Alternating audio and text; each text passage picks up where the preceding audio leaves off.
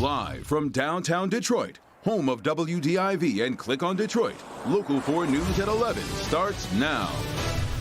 We begin with Oxford schools closed tomorrow after a threat is made against the middle school. This is the letter sent tonight to all parents in the district reading, quote, "We received an image from social media that included a specific threat directed at our middle school. We immediately notified law enforcement, and out of an abundance of caution, we are canceling school in all our buildings on Tuesday, December 14th. We plan to do a full security check of all our buildings while our security experts and law enforcement conduct their investigation." Now, since the mass shooting at the high school 13 days ago, there have been copycat threats at dozens of schools across our area. Victor Williams is in West Bloomfield, where a threat impacted classes there today.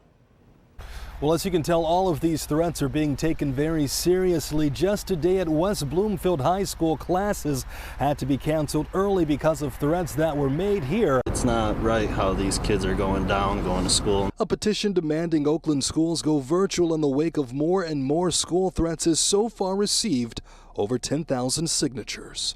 I mean, that's great. I mean, that's better than getting shot.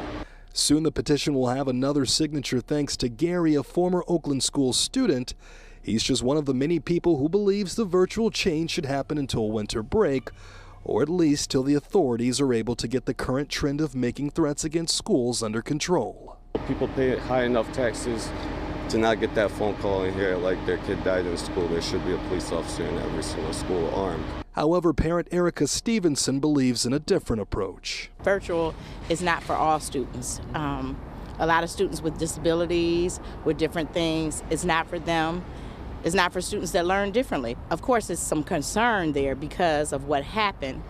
However, we have to keep on going, and we have to give our students the best educational environment that they can be in. Jonathan Abbo, on the other hand, says parents and staff should explore the options of both as a way to find at least some common ground until everything goes back to normal in the classroom. Yeah, no, I feel like it's hard to learn in virtual, but you can do it both ways. And who knew this would be another obstacle for parents and students to face in the year 2021? Even though some of these threats have been obvious fakes, the consequences are very real. Two students right here at West Bloomfield had to be questioned by police for just sharing that bogus post. Victor Williams, Local 4. All right, Victor. Now, meanwhile, the suspect in the Oxford school shooting faced a judge again today. Tomorrow, it'll be his parents, James and Jennifer Crumbley's turn. Jason Colthorpe live tonight in Oxford with what we expect in court. Jason. Well, the real fireworks, Devin, are expected at the preliminary exam, which is next Tuesday. Tomorrow, it could be brief, but very important considering the Crumleys, who will be there in person, are also trying to get out of jail. As probable cause conferences go, this one is more anticipated than most. Certainly so, considering the tragedy and the rare fact parents of an alleged school shooter have been charged. Attorney Neil Rockhind expects James and Jennifer Crumbley's attorney to try and get their $500,000 bonds lowered. Issues like the discovery, that the bonds are set, which are very high. Maybe the defense will try to again attack the issue of the viability of the charge. Maybe they'll even try to attack the viability of the claim that they were trying to flee. There's not much that can happen at a probable cause conference, but tomorrow will also be about what we don't hear. Try to do as much as you can to contain the public release of information about the case. Try not to argue the facts of the case on the record. Meanwhile, as the legal process continues, so does the grieving process. Tonight at Canterbury Village, a small candlelight vigil for a few dozen people, including some parents and students from Oxford.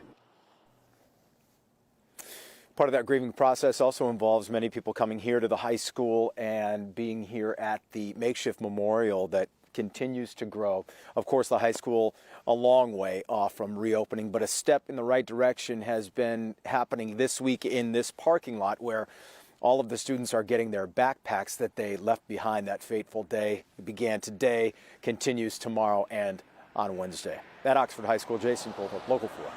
All right, Jason.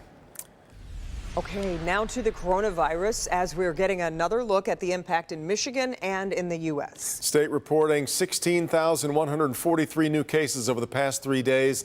Average now 5,400 cases per day over those three. We've lost another 160 lives to the virus over that same period. Meanwhile, California is going to reinstate its indoor mask mandate starting Wednesday, and that's regardless of vaccine status. The Supreme Court also declined 2 emergency requests today from healthcare workers in New York to block the state's vaccine mandate. And the Air Force has discharged 27 troops for refusing to get vaccinated. The survivors of Larry Nassar have reached a settlement with USA Gymnastics worth hundreds of millions of dollars. They'll receive $380 million from the U.S. Olympic and Paralympic Committee and their insurance companies.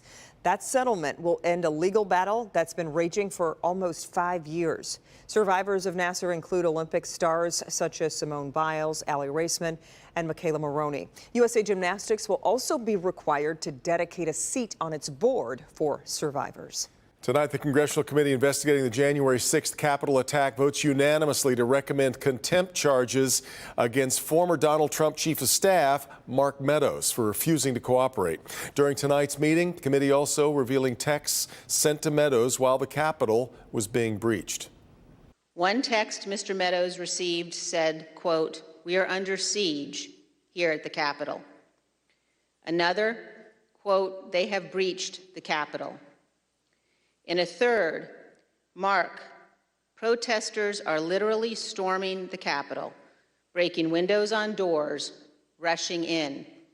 Is Trump going to say something? This referral for contempt charges will now go to the full House, which could vote on it as early as tomorrow. Governor Whitmer says Michigan drivers will have their $400 auto insurance refund checks in a few months. The companies must send refunds no later than May 9th. Drivers will receive the money as long as their vehicle was insured on October 31st of 2021.